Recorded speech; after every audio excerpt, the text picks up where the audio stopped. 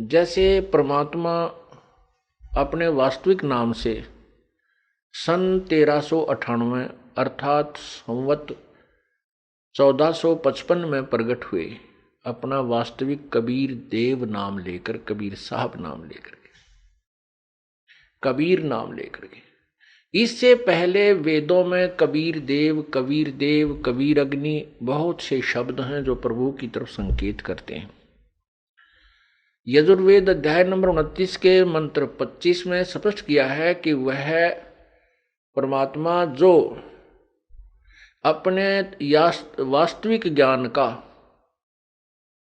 स्वयं ही संदेश वाहक बनकर प्रकट होता है, सह त्वम कबीर देव, वो स्वयं कबीर असी परचेता, वो कबीर है, वो कबीर परमात्मा है जो इस सब का वास्तविक ज्ञान देता, सबको चेताने के लिए आता है। और ऋग्वेद मंडल नंबर 9 के सूक्त नंबर 96 96 में और मंत्र नंबर 16 से लेकर के 20 तक उस कबीर परमेश्वर की महिमा का वर्णन है। उसमें दोनों शब्दों को क्लियर किया है कि जहां कबीर गिरह शब्द है वो कबीर वाणी की तरफ संवेद, कबीर वाणी की का परम वो है, बोध है। जहां केवल कवि नाम पदवी, उसके बारे में लिखा है कि जो पूर्ण परमात्मा कबीर है वो प्रसिद्ध कवि भी की उपाधि भी प्राप्त करता है, क्योंकि वो अपनी महिमा यानी परमात्मा पाने की अपनी महिमा को ही वो काव्यों के माध्यम से, लोकोक्तियों के माध्यम से, निवचनानी लोकोक्तियों, शब्द, दोहों के माध्यम से, श्लोकों के माध्यम से उच्चारण करके बोलता है, ऊंची आवाज में गरजता हुआ बोलता है। इसलिए उसको प्रसिद्ध कवि की उपाधि दे दी जाती है, लेकिन वो होता है परमात्मा ही। मंडल नंबर ऋग्वेद मंडल नंबर 9 सूक्त नंबर 96 में मंत्र नंबर 16 में कहा है कि हे परमात्मा, आप अपने उस वास्तविक नाम के विषय में जानकारी दें जिससे हमारा इस प्राणियों का कल्याण हो। उसके 17वें में कहा है कि वो कबीर परमात्मा है और वो उच्चारण करके अपनी महिमा को स्वयं ही बोलता है, गरज गरज के बोलता है, कबीर ग्रह, वो कबीर वाणी। और उनके फिर 18 में लिखा है कि वो परमात्मा तीसरे मुक्ति धाम में विराजमान है, तेजो में शरीर युक्त है। और वो परमात्मा जब बालक रूप धारण करके आता है, बड़ा होकर के अपनी महिमा की वाणी स्वयं ही उच्चारण करता है।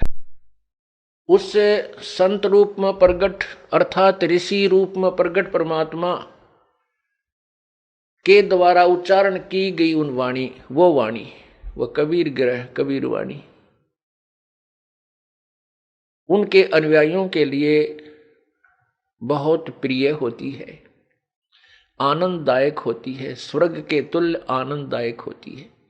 उनके उसके अनुयायी जो उसकी वाणी को, उनके ज्ञान को ग्रहण करके उनका अनुसरण करते हैं, उनके अनुसार साधना करते हैं, फिर उस वाणी को बड़े प्यार से श्रद्धा के साथ उच्चारण करते हैं, पढ़ते हैं।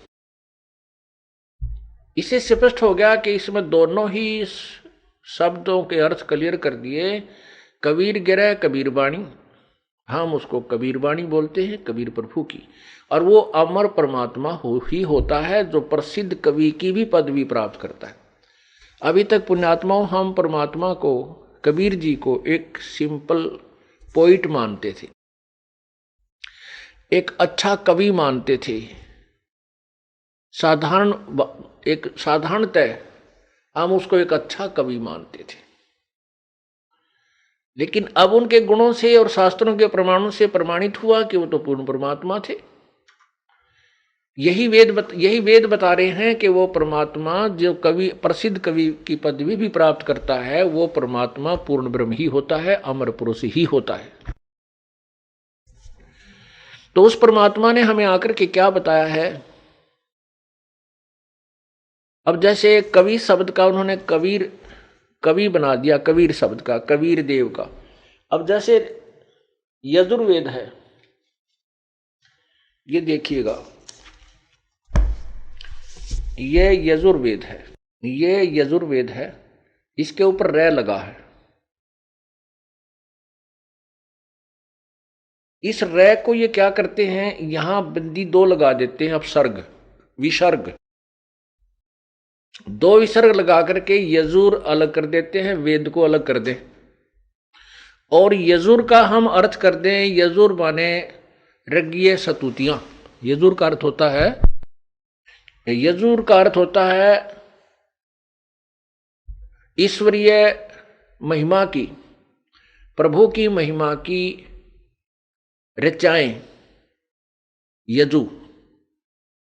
तो अब हम इसका अर्थ कर दें, यजु माने परमात्मा की महिमा की ऋचाएं,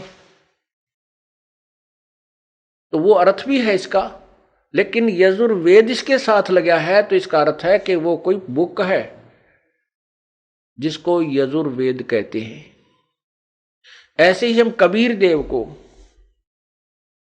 जैसे कबीर देव शब्द है और उसको हम उसके दो अर्थ कर दें, कबीर अलग कर दें और देव अलग कर दें, तो भी वो कबीर प्रभु के तरफ ही संकेत होगा। जिस प्रकार यजुर्वेद, इस यजुर्वेद को हम दो हिस्सों में कर दें तो भी इस पवित्र पुस्तक की तरफ ही का ही बोध है। इसी प्रकार यदि हम कबीर देव को अलग कर दें, दो हिस्सों में डिवाइड कर दें, इसका संधि छेद कर दें, तो भी परमेश्वर की तरफ ही संकेत है।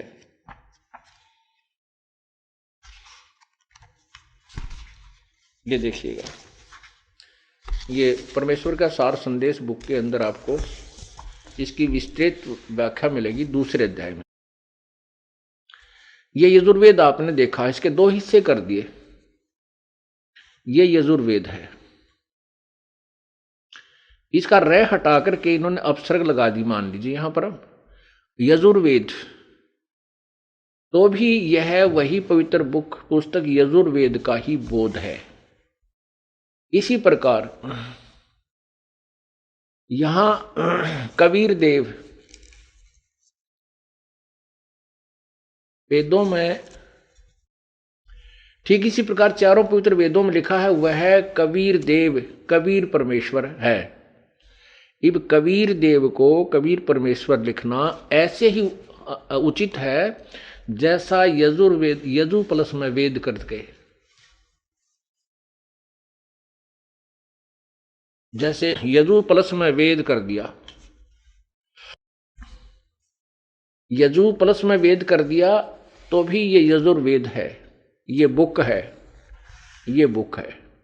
और ऐसे ही ठीक इसी प्रकार चारों पवित्र वेदों में लिखा है कि वह कबीर देव, कबीर परमेश्वर है, जो सर्वशक्तिमान, जगत पिता, सर्वसृष्टि रचनहार, कुल मालिक तथा पाप विनाशक व काल की कारागार से छुटाने वाला अर्थात बंदी छोड़ है। इसको हम ऐसे लिखें तो भी कबीर परमेश्वर का ही बोध है। इसको हम ऐसे लिखें, कवि विसर्ग लगा करके देव लिखें, तो भी कबीर परमेश्वर अर्थात कबीर प्रभु का ही बोध है। अब क्या है कि हम अपनी मातृभाषा में, जैसे कबीर है, हम कबीर को कबीर बोलते हैं, जैसे वेदों को वेद बोलते हैं, वेद। ठीक इसी प्रकार कबीर, जैसे देवी को देवी बोला कर, हमारे मातृभाषा में तो देवी बोला कर, देवी की पूजा, देवी का मंदिर था वहां पर, देवी यानी वह को हम वह बोलते हैं। ये हमारी मातृभाषा में, विशेषकर पूरे हिंदुस्तान में ही ऐसे वह को वह बोलते हैं। अब शिक्षा का प्रचार हो जाने से बेशक बच्चे पवित्र और शुद्ध भाषा बोलने लगे, तो परमात्मा की महिमा जो वेदों में कबीर देव थी, वो पहले से ही कबीर देव, कबीर साहब, कबीर भगवान, वह को हम वह, और अपने जो स्थानीय उच्चारण के आधार पर हम कबीर देव को कबीर बड़ी ई की मात्रा उच्चारण ऐसा बोलते थे जिसमें लिखने में फिर वो लिखने लगे तो कबीर साहब कहने लगे, कबीर भगवान, कबीर देव, ऐसे।